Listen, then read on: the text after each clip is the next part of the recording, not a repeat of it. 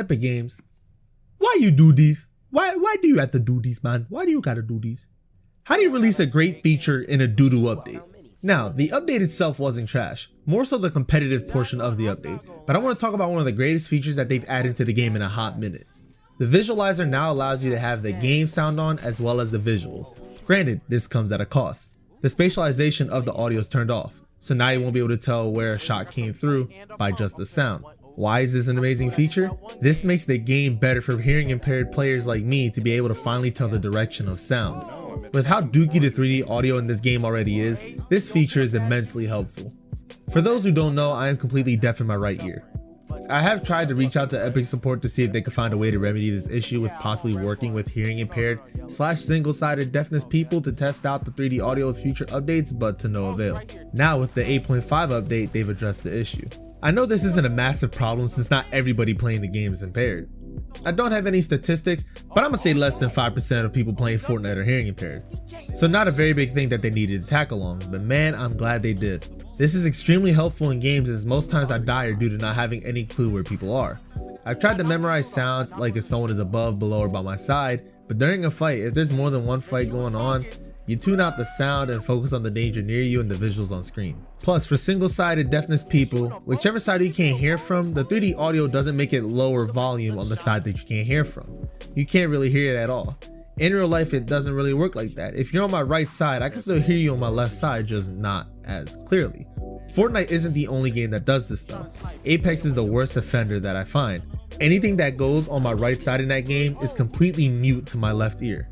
Even if the Peacekeeper was fired right next to my character, I would not be able to hear it due to their audio engine.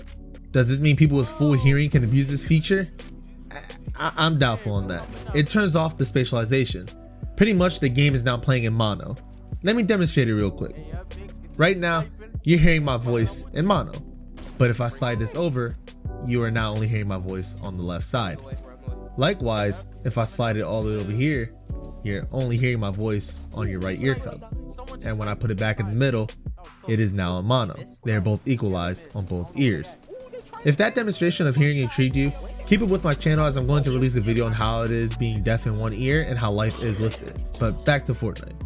I don't think pros will use this feature other than people like myself who actually need it. Yes, the 3D audio is trash, but at this point they've become accustomed to how different the sounds are. Not only that, the visualizer, as the name implies, is visual. It might be distracting to them to see a bunch of icons shimmer around the screen as they're playing. I do hope this allows for more hearing impaired people to play on a competitive level. It would be interesting to see a pro team with only impaired. If so, sign me up because I just need to get it onto a team already. I'm too good for these people.